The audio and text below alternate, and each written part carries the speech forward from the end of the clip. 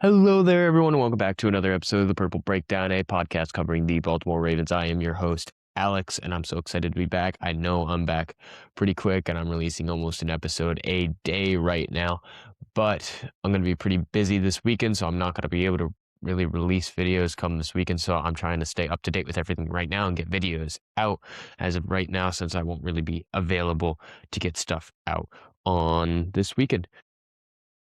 But there's also some big news to talk about today. There's not a whole lot to talk about. I have not been able to watch the press conference that happened today involving the entire Ravens coaching staff of the Big Four with Levine, Weaver, Doyle, and Mentor. I'm getting around to watching that. I was at work today, was a little busy.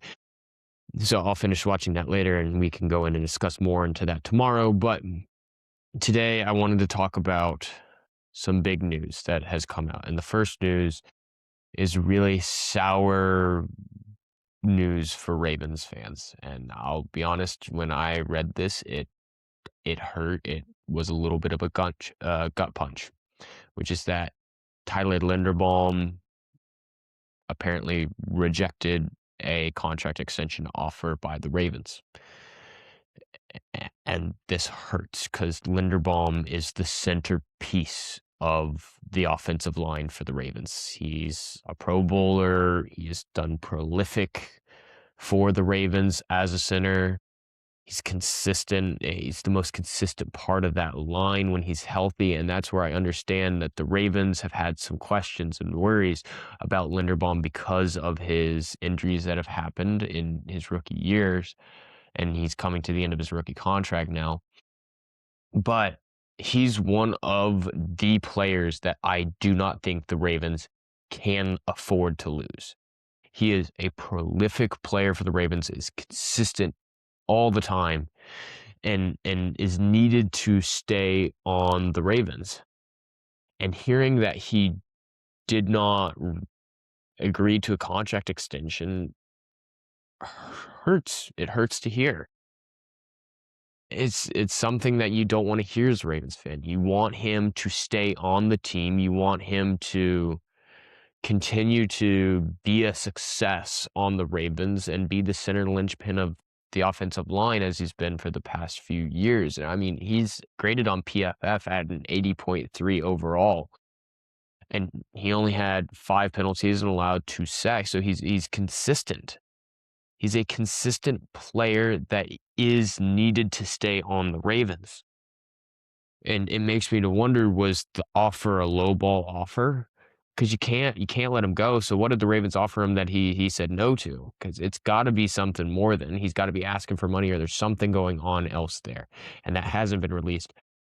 But they need to work this out. This is something that the Ravens must work out. They have to figure out, what does Linderbaum want and how do we give him that? Because if he goes, then we got to go into entire new talks about focusing on the trenches and picking up someone to be the center. And now you're not just trying to get guards in to try and solve the issues at guards. You're now trying to solve the issue at center. And then you're going into whole problems on the offensive line and what can that do to the offense this next season.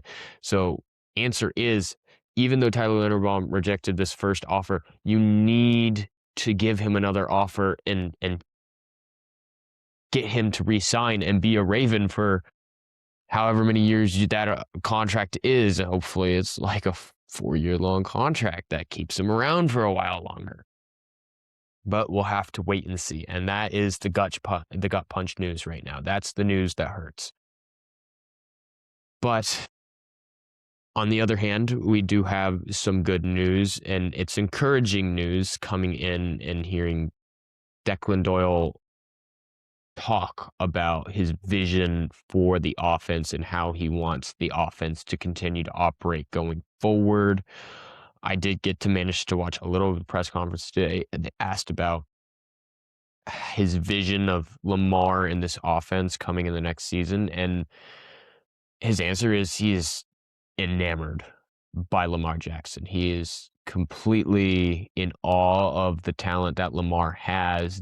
He's straight up says that he has tools beyond tools, that he has so much to work with. Lamar is hungry to always learn and improve. And through the Zoom calls he's had, the text messages, he's just impressed with how ready he is going forward to continue working with this offense to take it to that next level. And one of the things that Doyle really stressed on was that he wants to return the offense to the 2024 offense that the Ravens had. That was such a prolific offense. It was a great offense. And I mean, 2024 season was amazing. It started out with two losses that were hard to swallow. I mean, the toe tapper by Isaiah Likely and the Chiefs there, and then the Raiders game, which was just a what the heck loss. And then there was also another what the heck loss to the Browns, where if Hamilton had gotten that interception, you could argue they would have won that. It was a season of close games. But you look at the end of that season, and the Ravens had, well, Lamar had over 4,000 passing yards. He had 41 touchdowns to 4 interceptions. Multiple of those interceptions shouldn't have been interceptions. They were tipped off. And the Ravens had over nearly 3,200 rushing yards and 21 rushing touchdowns. So you look at what the Ravens did that year on the offense, and it was insanity. I mean, it was such a prolific offensive season that came through this combination of the run, which opened up explosive passes down the field. And that's what Doyle wants to return to. Doyle is specific that he wants to unlock Lamar further, and that Lamar takes steps every single year going forward and getting better when he stays healthy, and that he wants to return to the 2024 offense and be better than that. And he wants to he wants to go searching and hunting for explosive plays down the field. And how you unlock those explosive plays down the field is by using the run. And now that's not saying a solely 50-50 split, but you're running a balanced offense where you run enough that they bite down and in, and then that's going to open up the backfield for you to get those explosive down the field passes. And that's what worked so well in 2024, and especially with the combination of Lamar and Derek in the backfield together. And then is Derek going to run? Is Lamar going to run? And all the defenders follow and are like, oh no, one of them's running. And they follow and bite down and in.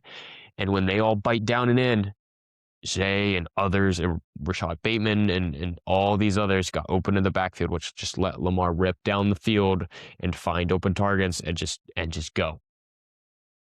And so I'm really excited to hear him saying this. I want this to come this way.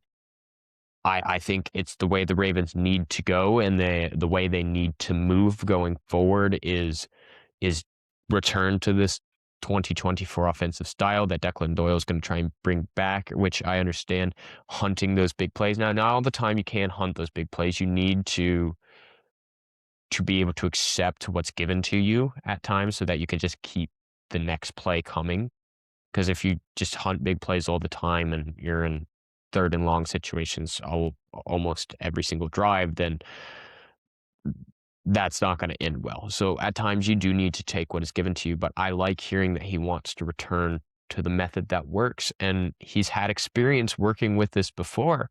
He being the offensive coordinator with the Bears, this is exactly what the Bears did, hunting big plays like this, and they made it work. And he's worked with a quarterback that is used to making explosive plays down the field with Caleb Williams. And so he's got the experience, and he can help Lamar continue to make that next step forward. The other interesting thing when he's talking with Lamar is that he is talking so much with this offense, especially Lamar right now, which Lamar is so heavily involved in it. And I absolutely love that. It is such a good chemistry already starting to develop there, and that hasn't decided yet whether he wants to call plays up from the box or on the field, and he's not just he is talking that through with Lamar and how that's going to go going forward. And I think he's really just truly accepting that, yeah, I'm a young offensive coordinator, but that doesn't mean I can't work with my players, create the chemistry, hold them accountable, and do my best to put them in the best positions to win. And I think that's what he's going to do, continue to go forward. And also all this work with Lamar, where he's already talking with Lamar, he's had Zoom calls with him, he's had texts while Lamar is down at his home in Florida, just leads me to believe that Lamar's going to get this extension done. that he is bought into this system and that he was involved in the coaching hiring, and Lamar is bought into this 100%. And so I'm excited to see if you can retain the players that you need to retain and just make some improvements the best that the Ravens can, which they always try their best to do. I'm excited to see if the Ravens can return to that 2024 offense. And if you can get that 2024 offense back and your defense and the defense finally takes that step back, and Anthony Weaver, we talked on this yesterday, Anthony Weaver saying, I want the defense to play through with 60 minutes of hell, give the opposing team 60 minutes of hell. That combination with a prolific offense and a defying defense will win the Ravens a Super Bowl at one point or another. Because that's putting your teams in the best situations to win one. And now it just needs to be drilled in. The Ravens need to make the right moves. They need to bring in the right talent that they deem. And then bring the consistency back to the defense. And Anthony Weaver and Jesse Minter will do that. Less missed tackles, less lacks of execution, less missed plays. Just do the basics, do what the Ravens have always done and play bully ball defense. And then on the offense, do what Declan Doyle is planning now of hunting these explosive plays, using the run game, having a balance and adapting to the situations that you find yourselves in. Because that's one thing that the Ravens offense under Harbaugh, I will say, had problems doing at time, was adapting to the situation that they found themselves in. And you need to be adaptable. And I'm hoping that Doyle coming in doing this is going to have a young enough mind where he's seen these situations. And if it's true that he was responsible for halftime adjustments on the Bears, then we saw the Bears going into half down multiple times and coming out and just dominating in the second half, that he will be adaptable from moment number one coming in, that something's not working, we're adapting, we're going, and we're doing this now. And that will help the offense so much. Now, as much as, again, I say this is great news, the linchpin of this offense still is the offensive line. And that's what's going to help Lamar. That's what's going to give Lamar time to make explosive plays, going to help move the run down the field.